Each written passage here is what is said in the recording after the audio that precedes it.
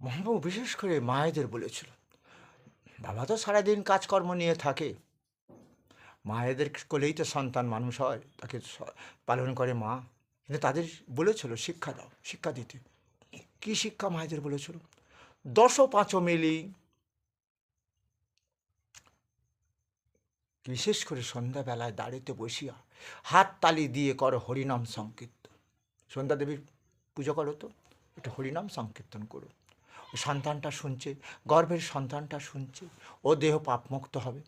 তাহলে নিশ্চয়ই পাপমুক্ত দেহ যখন পৃথিবীর বুকে নিয়ে জন্মাবে, রোগ থেকে মুক্ত থাকবে, সুস্থ দেহ থাকবে, আদর্শ সন্তান হবে। যেটা কলিযুগের ছেলে মেয়েরা বাবা মা মানবে না, বয়োজ্যেষ্ঠ ব্যক্তি মানবে না, গীতা ভাগবত পুরাণের কথা মানবে না, বিবাহ ব্যবস্থা মানবে না, মদ হবে তাদের প্রিয় পানীয়। তাহলে আদর্শ সন্তান তো হবে না। তাহলে আদর্শ সংসার কোনটা বলে আমরা বলি, বলো? বলছি আদর্শ পতিপত্নী, সংসার সুখের হয় রমণীর গুণে, তার সঙ্গে থাকে যদি গুণবান পতি, আর তার সঙ্গে থাকে যদি গুণবান না পুত্র, তাহলে কি সংসার সুখের হবে? এটা তো আগে হতো না এসব। এই জন্যে কথাটা শুধু এটাই হয়েছে, স্বামী স্ত্রী দুজনে যদি একমত হয়, সাধন ভজন করে, নিশ্চয়ই তাদের পুত্র সন্তান সুন্দরই হবে, জেন ক্যারেক্টার। কিন্তু এখন বলছে না, উল্টে গেছে, পাপের তো সৎসঙ্গ হবে না। হ্যাঁ, সৎসঙ্গ গণ্ডগোল ওই জায়গায়। তাহলে মায়েদের ওপর বলেছিল এই জন্য।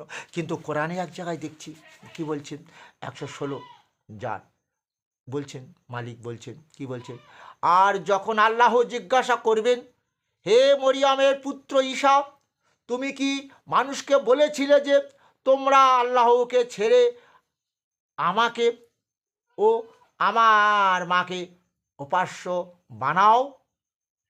সে বলবে, তুমি পবিত্র, আমার মা, তুমি পবিত্র, আমার যা বলার অধিকার নেই, আমি তো বলতে পারি না। আমি যদি অমন কথা বলতাম তাহলে তুমি তো অবশ্যই জানতে। তুমি জানো যে আমার মনে আছে, আর আমি জানি না তোমার মনে কি আছে। নিশ্চয়ই তুমি গোপন বিষয়ে সম্যক অবগত। আমি ওদের এই কথাই বলেছি যা তুমি আমাকে নির্দেশ দিয়েছিলে, যে আল্লাহর উপাসনা করো, যিনি আমারও তোমাদের প্রভু। আর আমি যতদিন ওদের মধ্যে ছিলাম ততদিন ওদের উপর সাক্ষী ছিলাম। অতঃপর যখন তুমি আমাকে মৃত্যু দান করলে, তখন থেকে তুমি তো ওদের পর্যবেক্ষণ ছিলে, আর তুমি সকল বস্তুর উপর সাক্ষী আছো। যদি তুমি ওদের শাস্তি দাও তাহলে ওরা তো তোমার বান্দা, আর যদি তুমি ওদের ক্ষমা করো তাহলে তুমি তো পরাক্রমশালী, পরম প্রাজ্ঞ। আল্লাহ বললেন, আজ ওই দিন যে সত্যবাদীদের তাদের সত্য কাজে আসবে, তাদের জন্য উদ্যান রয়েছে, উদ্যান আছে। হ্যাঁ, আর যার পাদদেশ দিয়ে নদী প্রবাহিত, তাতে তারা চিরকাল থাকবে। আল্লাহ তাদের প্রতি সন্তুষ্ট, আর তাহারাও আল্লাহের প্রতি সন্তুষ্ট।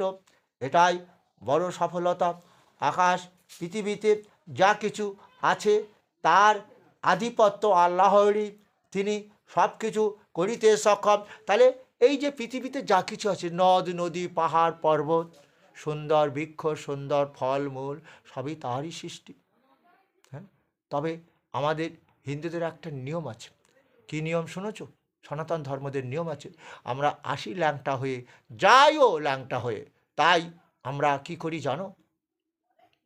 এই দেহের মৃত্যুর পর তার ভালো ভালো পোশাকগুলো খুলে ফেলি, যখন শ্মশানে নিয়ে গিয়ে দেহটা পড়াই।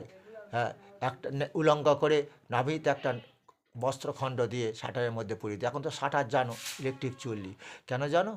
আমরা এসেছিলাম ল্যাংটা হয়ে, যাবও ল্যাংটা হয়ে। এখানে